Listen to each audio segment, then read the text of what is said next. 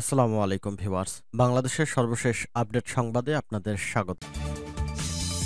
জানিয়ে দিব হাতে থাকা সর্বশেষ আপডেট বাংলা সংবাদ। প্রথমেই সংবাদ শিরোনাম। বিচারের মুখোমুখি করতে হাসিনাকে ফিরিয়ে দিতে হবে দিল্লির, বলেছেন ডক্টর ইউনূস।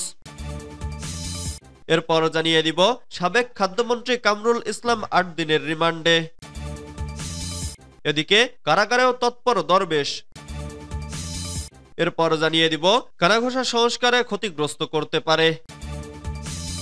আরো জানিয়ে দিব প্রধান উপদেষ্টার সঙ্গে বৈঠকের আশ্বাসে সড়ক ছাড়লেন সাতপন্থীরা।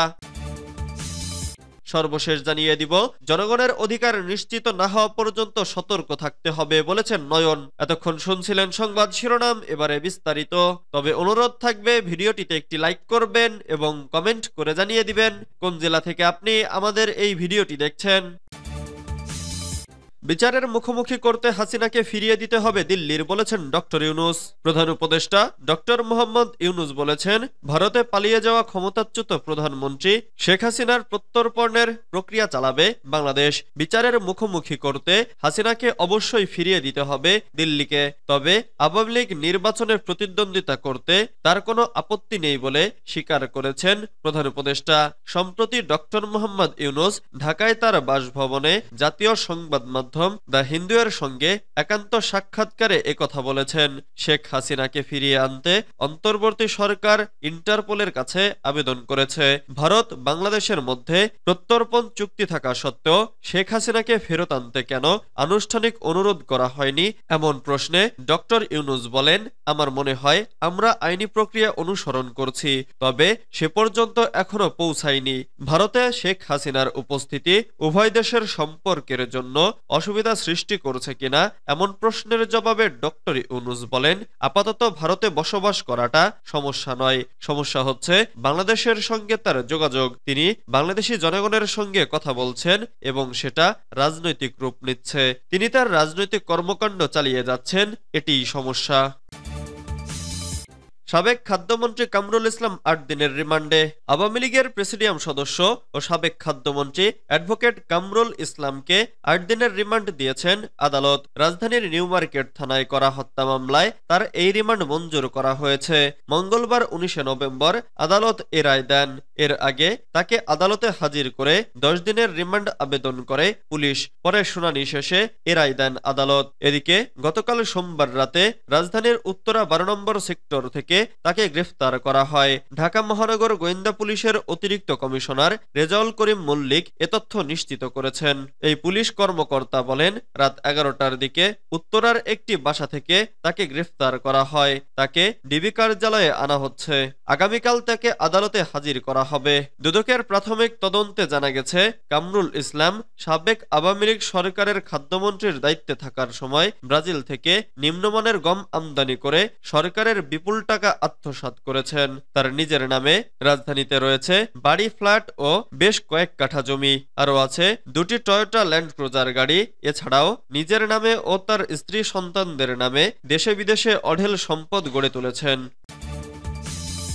কারাগারেও তৎপর দরবেশ।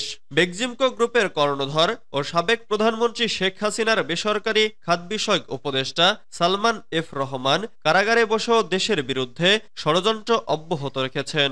মোবাইল ফোনে তিনি ভারতে অবস্থানরত শেখ হাসিনা সহ আওয়ামী লীগের অনেক নেতার সঙ্গে যোগাযোগ রাখছেন। সূত্রের দাবি, তার মোবাইলে ইন্টারনেট সংযোগ থাকায় বিদেশে কথা বলতে কোনো অসুবিধা হচ্ছে না। তবে কারা কর্তৃপক্ষ বলছে, কারাগারের ভেতর থেকে মোবাইল ফোনে কথা বলার কোনো সুযোগ নেই। তাকে যেখানে বন্দী রাখা হয়েছে সেখানে জ্যামার বসানো আছে।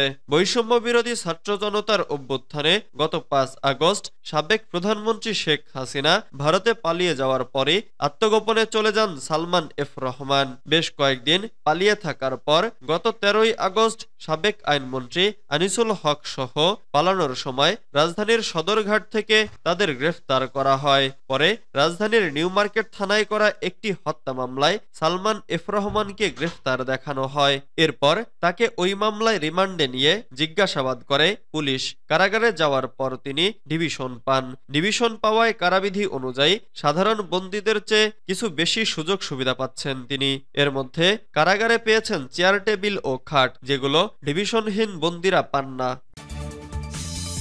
কানাঘুষা সংস্কারকে ক্ষতিগ্রস্ত করতে পারে। ইসলামী আন্দোলন বাংলাদেশের আমির মুফতি সৈয়দ মোহাম্মদ রেজাউল করিম বলেন, অন্তর্বর্তী সরকারের প্রধান দায়িত্ব হল রাষ্ট্র সংস্কার করা, যাতে আর কখনোই কোনো স্বৈরাচার জন্ম নিতে না পারে। ইতোমধ্যে সংস্কার কমিশন গঠিত হয়েছে। এখন এই কমিশনকে গতিশীল, জনসম্পৃক্ত করতে কার্যকরী পদক্ষেপ গ্রহণ করতে হবে। তিনি অন্তর্বর্তী সরকারের উদ্দেশ্যে বলেন, রাষ্ট্র সংস্কারে রাজনৈতিক দলগুলোকে সম্পৃক্ত করুন, কারণ তারাই দীর্ঘমেয়াদে জনমত ধারণ করেছে ও আগামীতেও করবে। সংস্কার নিয়ে ইতোমধ্যে কানাঘোষা তৈরি হয়েছে, যা সংস্কারকে ক্ষতিগ্রস্ত করতে পারে। গতকাল তিনি খুলনা নগরের ডাকবাংলা সোনালী ব্যাংক চত্বরে ইসলামী আন্দোলন বাংলাদেশ খুলনা মহানগর ও জেলা আয়োজিত গণসমাবেশে এসব কথা বলেন। দুর্নীতিবাজদের গ্রেফতার ও অবৈধ সম্পদ বাজেয়াপ্ত করে নির্বাচনে অযোগ্য ঘোষণা করা, ছাত্র জনতার গণঅভ্যুত্থানে সংঘটিত গণহত্যার বিচার, বন্ধকৃত মিল কারখানা চালু, সংখ্যানুপাতিক পদ্ধতিতে জাতীয় সংসদ নির্বাচন ও ইসলামী সমাজভিত্তিক কল্যাণ রাষ্ট্র প্রতিষ্ঠার লক্ষ্যে এ সমাবেশের আয়োজন করা হয়। প্রধান উপদেষ্টার সঙ্গে বৈঠকের আশ্বাসে সড়ক ছাড়লেন সাতপন্থীরা।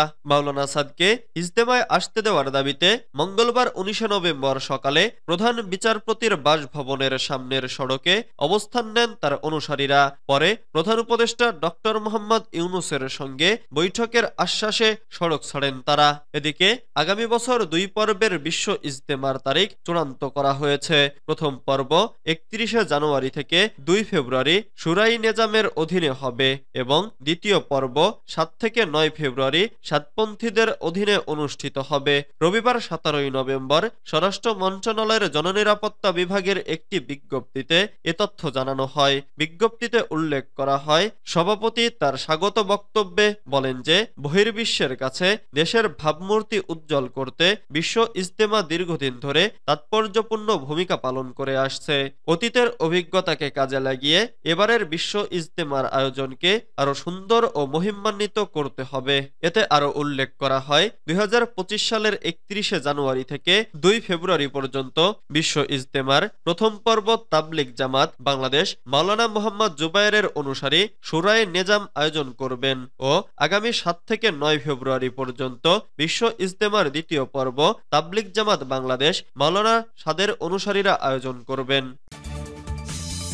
জনগণের অধিকার নিশ্চিত না হওয়া পর্যন্ত সতর্ক থাকতে হবে বলেছেন নয়ন। জনগণের ভোটাধিকার নিশ্চিত না হওয়া পর্যন্ত বিএনপি নেতাকর্মীদের সতর্ক ও সজাগ থাকতে হবে বলে জানিয়েছেন জাতীয়তাবাদী যুবদলের কেন্দ্রীয় সাধারণ সম্পাদক মোহাম্মদ নুরুল ইসলাম নয়ন। সোমবার ১৮ নভেম্বর ময়মনসিংহে মহানগর এবং উত্তর ও দক্ষিণ জেলা যুবদল, স্বেচ্ছাসেবক দল ও ছাত্রদলের যৌথ কর্মী সভায় একথা জানান তিনি।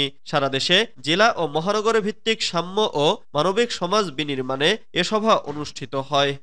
নুরুল ইসলাম নয়ন বলেন, গণতান্ত্রিক সরকার প্রতিষ্ঠিত না হওয়া পর্যন্ত আমাদের রক্তভেজা বিপ্লবকে সফল করা যাবে না। বৈষম্য বিরোধী ছাত্র আন্দোলন ছিল শুধু কোটা বিরোধী আন্দোলন। ফ্যাসিবাদের ভয়ালো থাবায় যখন ছাত্রদের আন্দোলন প্রায় থমকে গিয়েছিল, ঠিক সেই মুহূর্তে জাতির কাণ্ডারির ভূমিকায় অবতীর্ণ হয়ে আন্দোলনকে ছাত্র জনতার আন্দোলনে রূপ দিয়েছিলেন বিএনপির ভারপ্রাপ্ত চেয়ারম্যান তারেক রহমান। তিনি বলেন, ক্ষমতাচ্যুত আওয়ামী লীগ সরকার গত ১৬ বছর দুর্নীতি লুটপাট করে দেশের অর্থনীতিকে ধ্বংস করে দিয়েছে। তারপরেও আমরা অন্তর্বর্তী সরকারের প্রতি আহ্বান জানাবো, আপনারা ক্ষতিগ্রস্ত মানুষের পাশে দাঁড়ান। আমরা আপনাদের সহযোগিতা করতে চাই।